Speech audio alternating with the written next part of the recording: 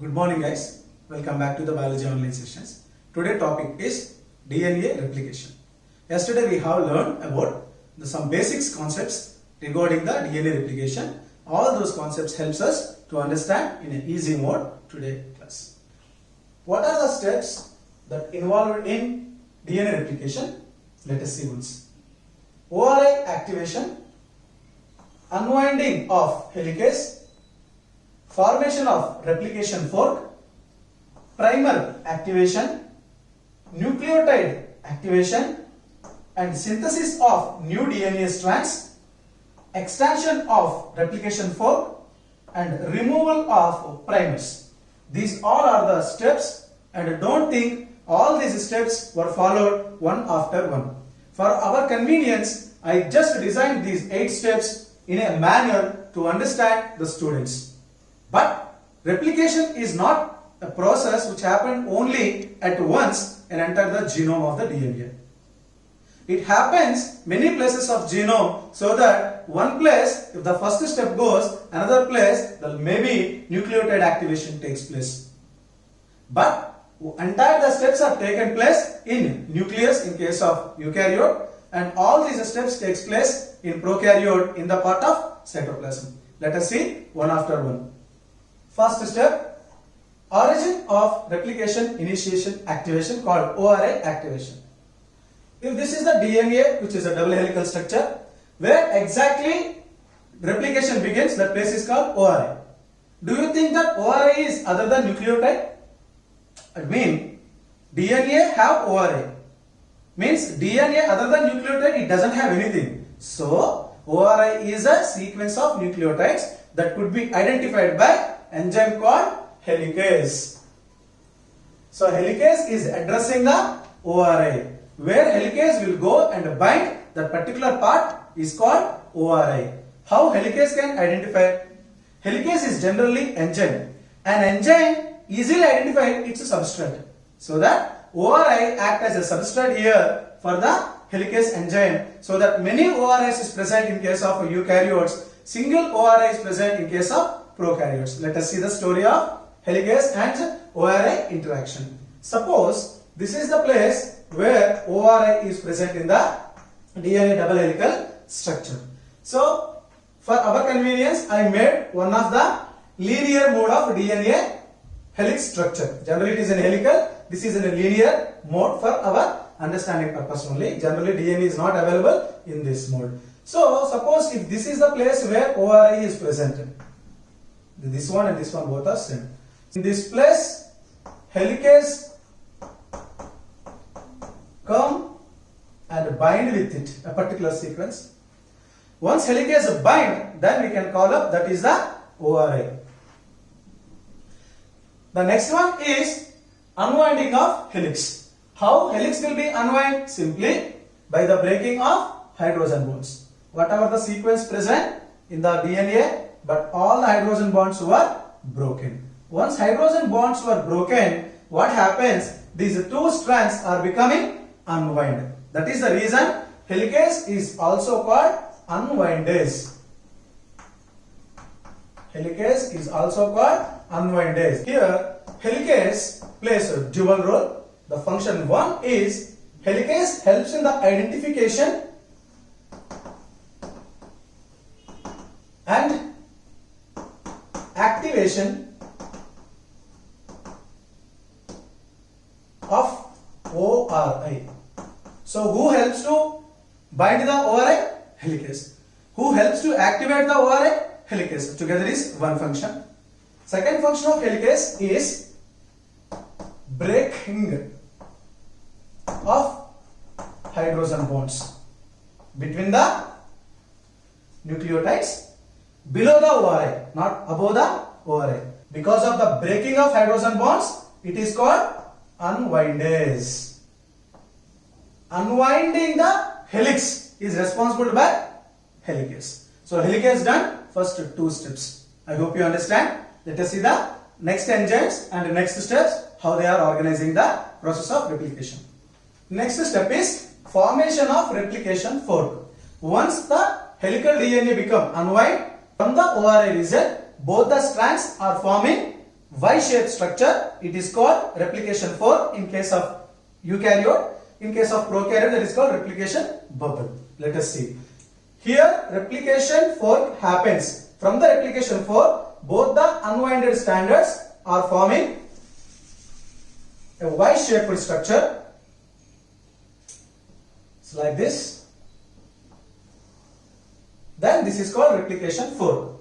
Here, the nucleotides are same but without hydrogen bonds. A opposite T, T opposite A, G opposite C, and C opposite Z. Here you can find hydrogen bonds in this region. Hydrogen bonds are present, whereas in this region hydrogen bonds were absent due to the action of helicase. Replication fork was formed. The question comes like this: replication fork formed due to the action of helicase. After replication fork formation, what is happening in the phenomenon? Due to the action of helicase, replication fork is formed in the eukaryotic DNA. Then topoisomerases. Gyrase is another name of topoisomerase. It is a type 2 topoisomerase. Topoisomerases comes and release the tension between unwinded DNA strands. So these two will be released from tension by gyrase. Gyrase is nothing but topoisomerase type 2. Topoisomerase type 2 is also known as gyrase enzyme. So gyrase enzyme helps to release the tension from unwinded DNA strands so that they avoid recoiling. Without recoiling only new strands can be synthesized without any disturbance. Next, DNA ligase. Topoisomerases cuts the ends of the DNA single strands. These two are single strands, and once they cut, they release from the tension. Again, by the help of DNA ligase, they join together. It is a very rapid process. How these two strands avoid the tension means by the help of gyrase they cut, and by the help of ligase they join. Cuts and joined single strand fragments are devoid of tension. Once the tension is completely released, these two strands are cooperative for synthesis of their complementary sequences. Topoisomerase and ligase together work to cut and join the two DNA single strands for further process. Let us see. Next, what is the action of single strand binding proteins? Here SS means single stranded binding proteins. It is a single strand and it is a single strand. At or above the replication fork, the single strand binding proteins were bind like this on both the sides. One should notice that these are the single strand binding proteins or peptides. Proteins are nothing but enzymes over there. These single strand binding proteins are binding to, each one is binding to each strand, but that is above the replication fork. Okay, free strands are present below the replication fork. Single strand binding proteins act as a clamps. Act as a clamps that are attaching to the each strand of DNA above the replication fork. What is the use? They act as a clamps, and by the help of DNA polymerase beta, these clamps are moving upward direction so that it will be open during the process of replication. Just like how our back zip is opening, so that these all are opening because of the clamps present here. Then the new strands direction should be towards the replication fork. Yet we have discussed 3 steps that are involved in DNA replication by the involvement of 4 enzymes. What are they? The step 1, ORA activation, and step 2, unwinding of the helix, and step 3, formation of replication fork. These are the 3 initial steps done by helicase, topoisomerase also called gyrase, and the DNA ligase which helps in the joining of DNA fragments, and also single strand binding proteins which act as a clamps. Later steps, what happens? Let us see. Next one is primer activation. What is primer? I already told you. Primer is a single stranded RNA lesser than 10 nucleotide sequence is called primer. So the primer is like this. It has lesser than 10 nucleotides. A, U, A, U, G, C, C. Just like that. Without T, we can recognize that is a RNA sequence. So here 1, 2, 3, 4, 5, 6, 7 nucleotides are there. And if you think this is the 3' and this is the 5', even this is a single strand, directions are there. The 3' OH will be there. For the 5' phosphate will be there. This is the primer structure. This primer is activated by the help of an enzyme is called primase. So here this enzyme involvement is also done. Primase helps to activate the primer. Then primer activation is completed. So the fourth step is over. The enzyme which helps in the activation of primer is primase. What is primer?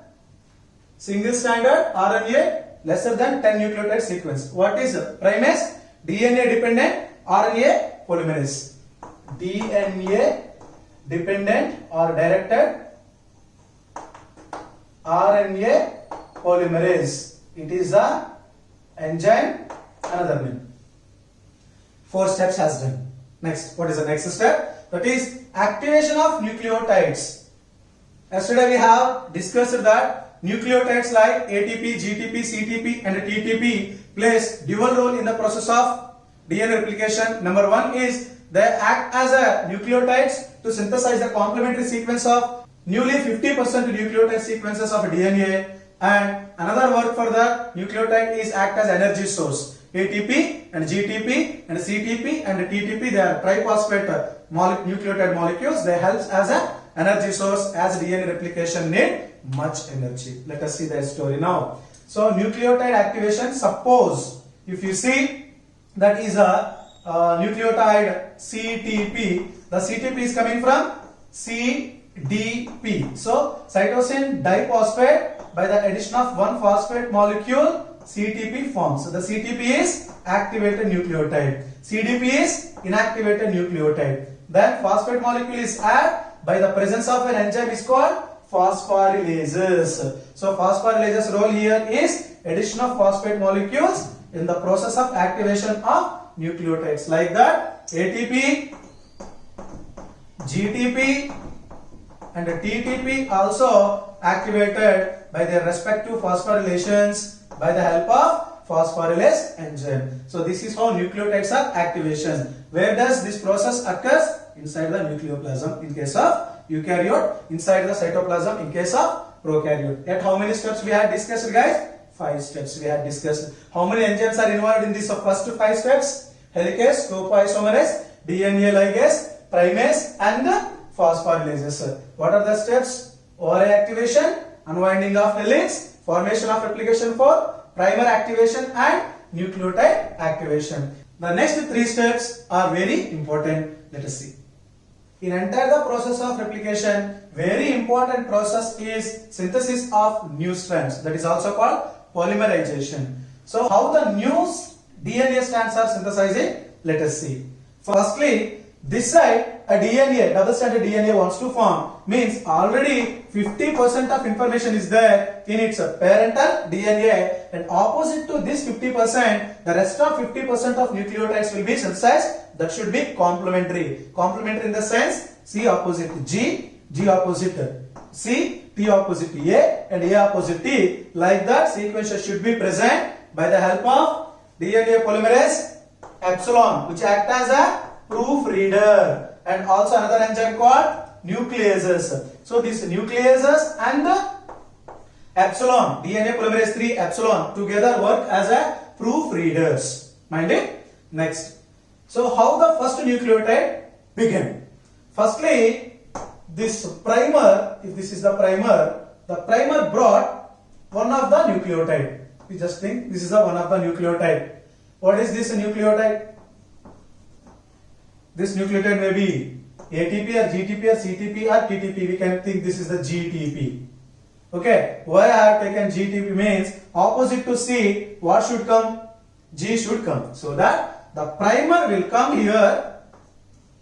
Primer always comes to the 3' end of parental DNA. I repeat, primer, where primer will bind in the DNA replication process means 3' end of the parent DNA. Whose DNA it is? Parental DNA. It is a 50% of DNA. where primer should bind?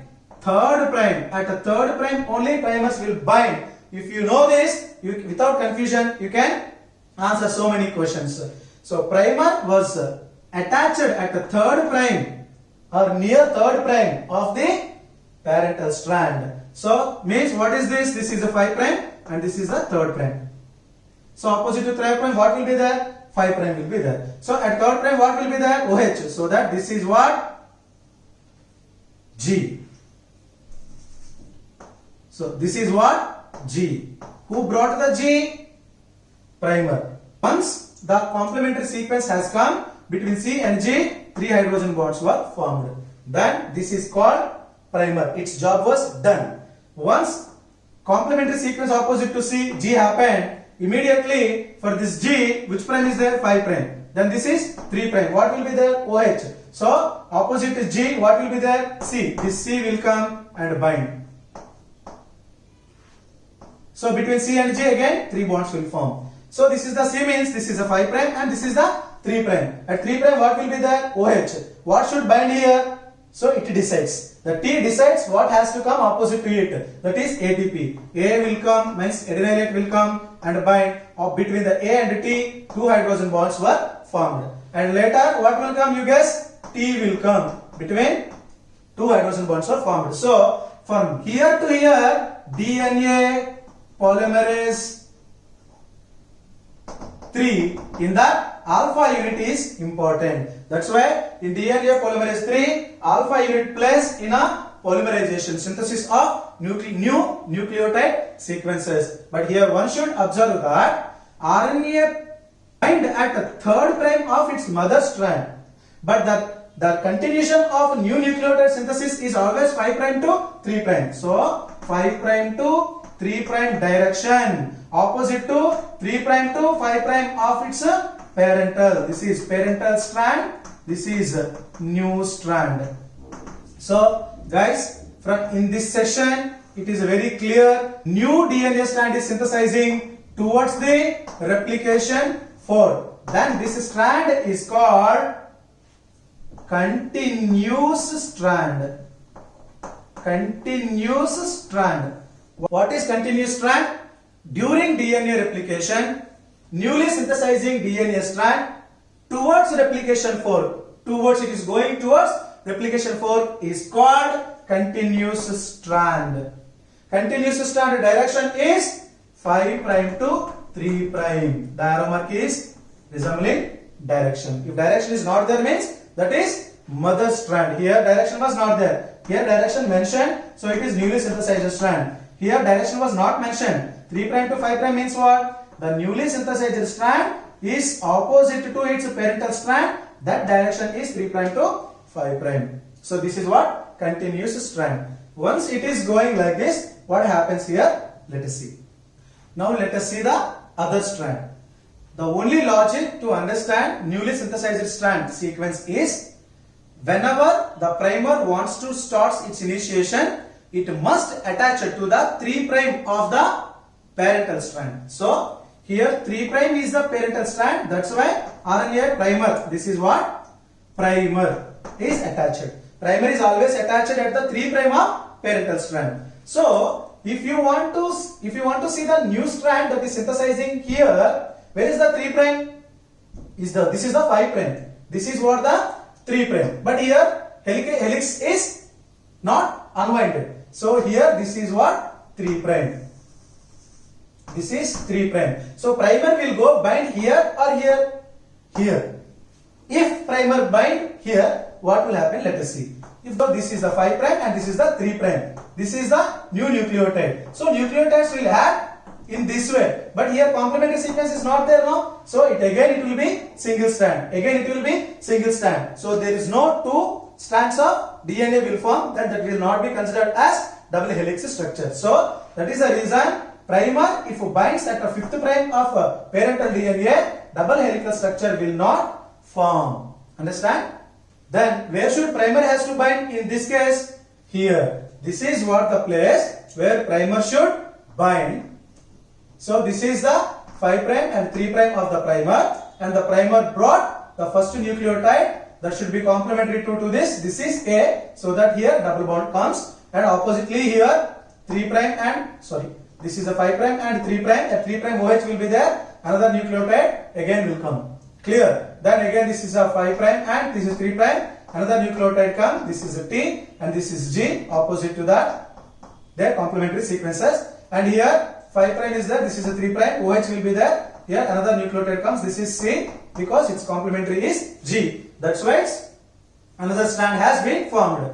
But the problem for this strand is, once the replication fork is extant, replication fork by the help of both the single strand binding proteins, they will be lift in the upward direction, right? When they go up, these bonds are cleaved. Again the replication fork size will be increased in this way.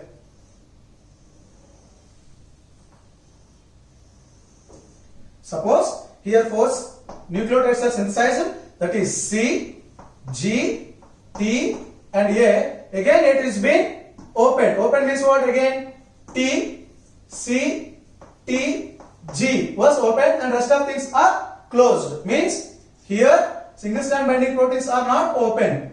This region again open. So opposite to C, G has been synthesized. So triple bond. Opposite to G, C has been synthesized, again triple bond. A and opposite A, T, like that 4 has been synthesized as you seen before.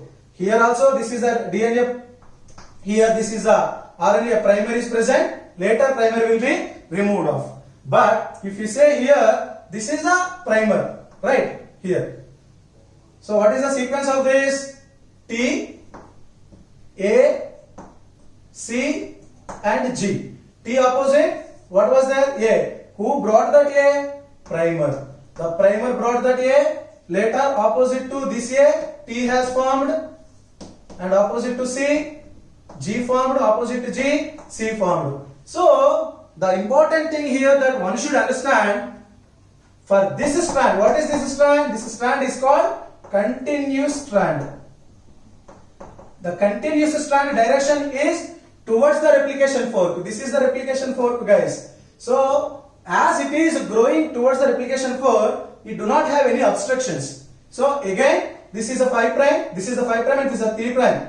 Again the new nucleotide opposite to complementary, it will come like this and it will go, and bonds also formed according to their purine and pyrimidine combinations. So continuous strand is always grow towards replication fork without any disturbances and deviations. The problem comes towards only other strand. What is that other strand? Let us see.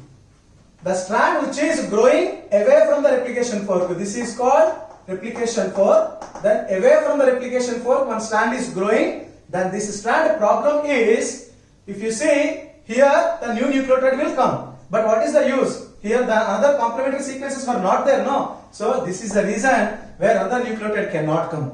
Suppose if you think, why not here? What is the mother DNA sequence here? Above the T, A, above the A, G, above the A, G, A, and above the A, C. From them, complementary sequence is required now. So listen carefully. This is the most toughest part in entire the process. This is the RNA primer. Primer here is 3 prime and 5 prime.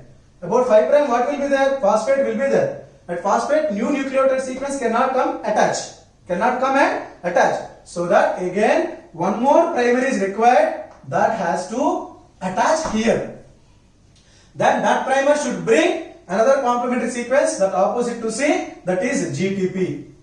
Then again, no need to have any primer. Again, A opposite to T, G opposite to C, and A opposite to T comes.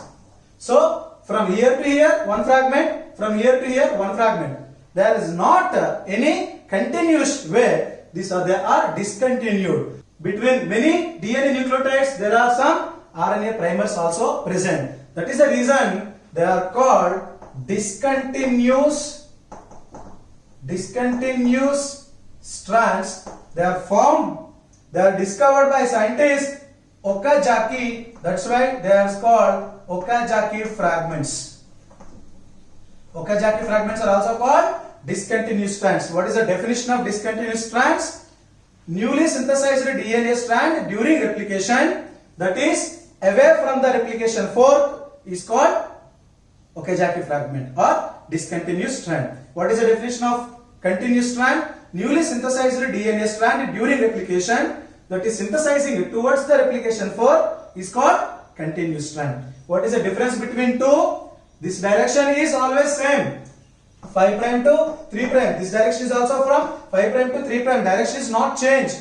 And their mother direction is also same. That is 3 prime to 5 prime. Clear? But the thing is, this strand continuously synthesized without any extra primer. Only one primer is enough. In continuous strand, number of primers always 1.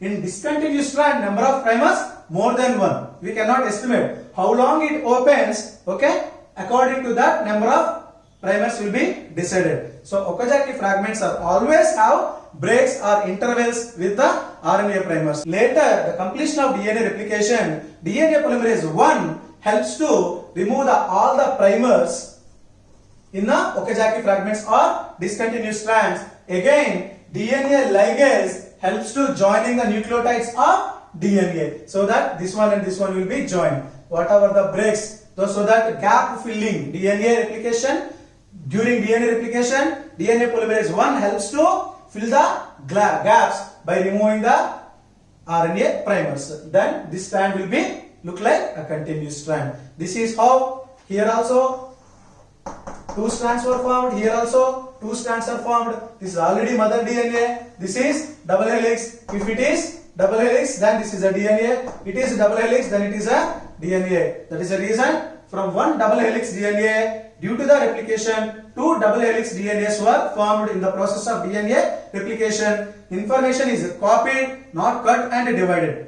Clear? And one more important thing is, in every declared new DNA strands, 50% of DNA is from their parent and 50% of new information means newly synthesized strand. So 50 is old information. That is why it is called semi-conservative method of replication. Here, one more thing is extension of replication fork. That is what we discussed.